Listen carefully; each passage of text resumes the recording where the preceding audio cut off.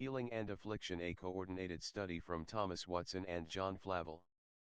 This study is spread across 5 parts. Part 1, God's sovereignty in sickness and healing. Part 2, Affliction as God's instrument. Part 3, the believer's response. Part 4, Faith, testing and spiritual growth. Part 5, comparative analysis, Watson versus Flavel. This study guide brings together 2 of the Puritan era's most penetrating thinkers on the subject of healing and affliction, Thomas Watson and John Flavel. Though writing independently, both men arrived at a deeply harmonious understanding of how God works through suffering, sickness, and bodily trial in the life of the believer. Watson's principal works drawn upon here are All Things for Good, also titled A Divine Cordial, and A Mute Christian Under the Smarting Rod, the latter being his most detailed treatment of affliction. Flavel's contribution comes from the Mystery of Providence, in which he traces God's sovereign hand through every circumstance of life, including sickness. This guide is organized thematically, coordinating the insights of both authors under shared headings, highlighting Bible verses both men cite, and concluding with a comparative analysis of their differences in emphasis and approach. Color coding used throughout: Watson passages and notes are marked in amber, Flavel passages and notes are marked in green, shared themes are marked in indigo. Both Watson and Flavel anchor their entire theology of healing in the absolute sovereignty of God. Nothing touches the believer's body that has not first passed through the hands of an all-wise providence. 1. God governs all things. 2. God orders circumstances. 3. God heals for his purposes. 1.1 God governs all things. Watson: God's wisdom, love, and power guarantee that affliction is never wasted. He roots this in Romans 8:28, the governing text of All Things for Good. Chapter 3, Flavel: God's providence is constantly, wisely, and lovingly at work in every detail of a believer's life, even when it is hidden. The Mystery of Providence, opening argument, shared Bible verses on this theme, Romans 8:28, and we know that all things work together for good to them that love God, to them who are the called according to his purpose. Psalm 57:2, I will cry unto God Most High, unto God that performeth all things for me. Psalm 103:19, the Lord hath prepared his throne in the heavens, and his kingdom ruleth over all. Proverbs 16:9, a man's heart deviseth his way, but the Lord directeth his steps. Daniel 4:35, he doth according to his will in the army of heaven, and among the inhabitants of the earth, and none can stay his hand. 1.2 God orders the circumstances of life, including bodily health. Flavel places particular emphasis on God's providential ordering from before birth through every season of life, arguing that the same God who arranged the details of salvation also arranges the details of physical health. Watson concurs, focusing especially on how God's sovereignty operates through affliction to achieve spiritual ends. Flavel: God orders the circumstances of birth, family, upbringing, and preservation. He preserves your life through dangers you never even noticed. The same sovereignty extends to sickness. Chapter 1, Watson: God's paths are all mercy and truth, even painful paths. No suffering is outside his governing will. Chapter 3, All Things for Good. 1.3 God heals in ways that serve his purposes. This is a point of strong convergence. Neither Watson nor Flavel teaches that healing is automatic or always immediate. God heals when, how, and in the manner that best serves his purposes, and sometimes his purpose is to sanctify through continued suffering. Watson: pray for sanctification, not just relief. Trust God's timing. Look to the resurrection. Chapter 8, A Mute Christian. Flavel encourages believers to pray boldly for healing, but to trust God's fatherly wisdom whether he heals immediately, gradually, or in eternity. Chapter 3, Mystery of Providence. Part 2, Affliction as God's instrument. Both Watson and Flavel are in complete agreement that affliction, including sickness, is not accidental, punitive, or meaningless. It is a purposeful tool in the hand of a wise and loving God. 2.1 Sanctifying medicine. 2.2 Fatherly, not punitive. 2.3 Purposes of affliction. 2.1 Affliction as sanctifying medicine. Watson teaches that sickness is a divine surgery to remove spiritual disease, and that affliction is medicine in God's hand. Flavel echoes this, arguing that God uses bodily suffering to humble pride, awaken spiritual sensitivity, and detach the soul from worldly things. Watson's sickness is God's fatherly rod, designed not to destroy but to heal the soul. Affliction is sanctifying medicine. All things for good. Flavel, the same God who sovereignly brought you to salvation also governs your bodily health, and nothing touches your body apart from his wise plan. The Mystery of Providence. 2.2 Affliction as fatherly, not punitive. Both authors stress that God's rod of affliction is not the rod of an angry judge but of a tender father. This distinction is central to how the believer is to interpret sickness. Watson, affliction is not a sign of God's anger but his fatherly love. He points to Hebrews 12 as proof that discipline belongs to sonship. A mute Christian, Flavel, believers must learn to read providence by comparing God's word with God's works, and when they do, they discover that even painful providences are fatherly in design. The Mystery of Providence. 2.3 The Purposes of Affliction. Watson identifies specific reasons God sends the rod. Flavel lists a matching set of sanctifying purposes.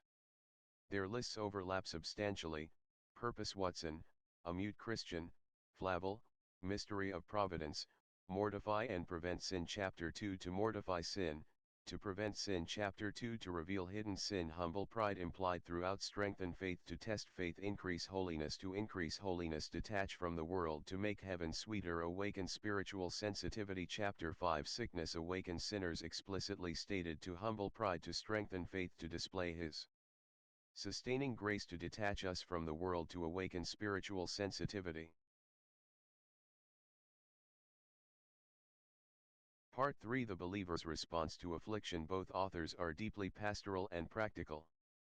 After establishing the theology of affliction, both turn to the question, how should the believing sufferer respond?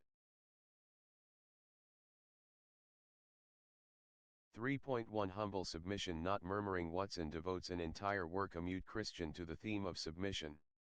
The muteness he commends is not despair or stoic resignation, but active, trusting silence before God, the silence of a child who knows its father is acting wisely. Flavel echoes this in his call to submit to his timing. Watson, muteness equals humble submission in sickness.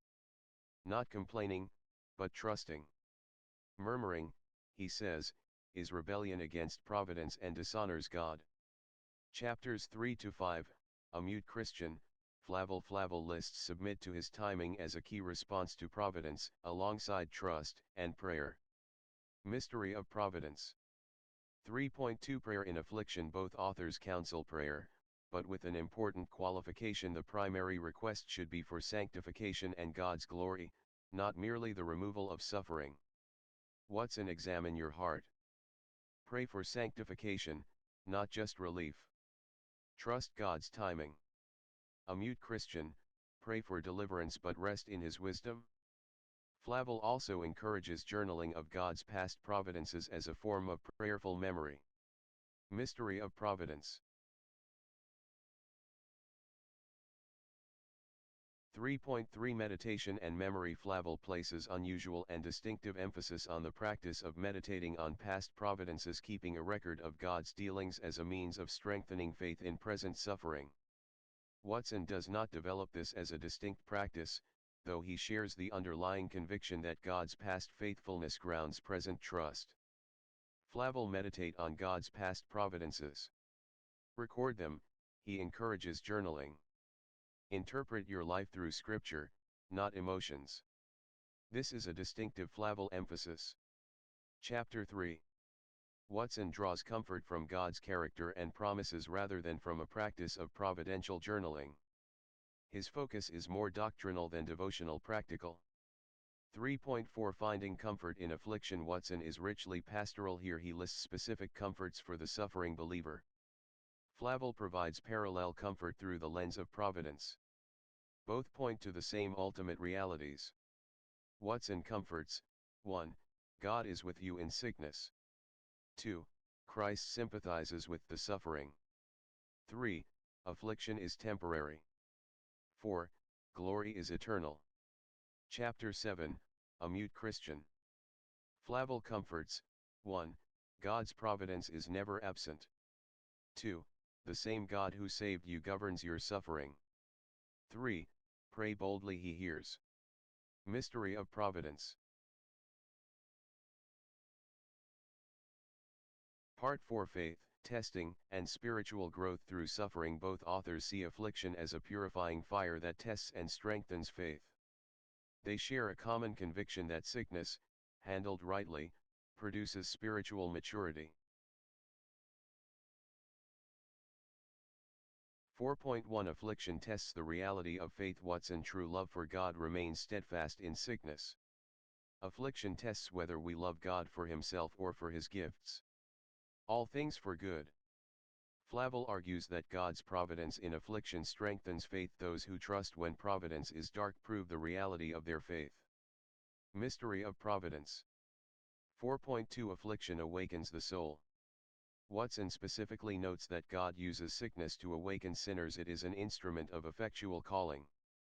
Flavel similarly observes that affliction awakens spiritual sensitivity.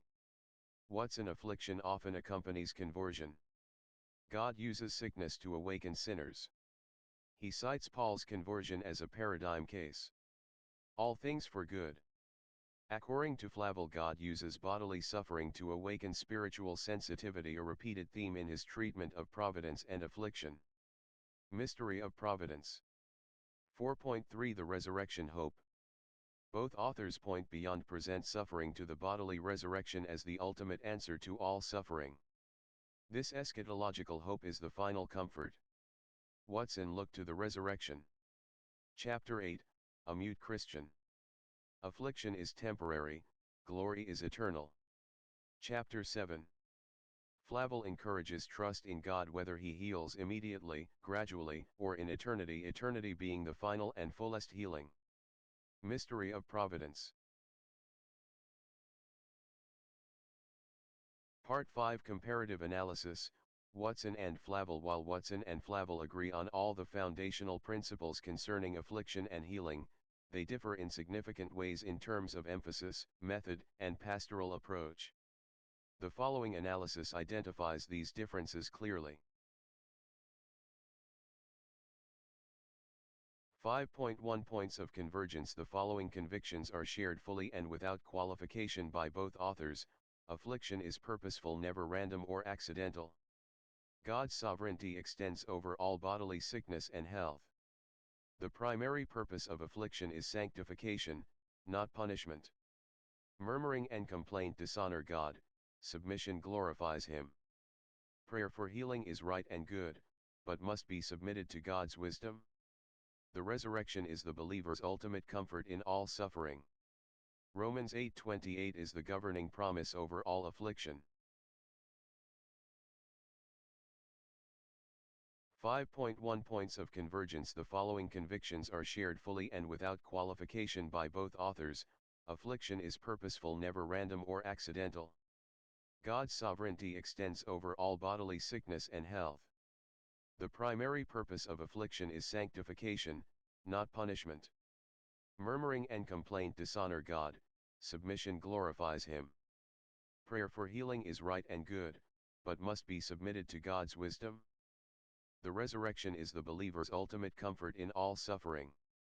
Romans 8:28 is the governing promise over all affliction.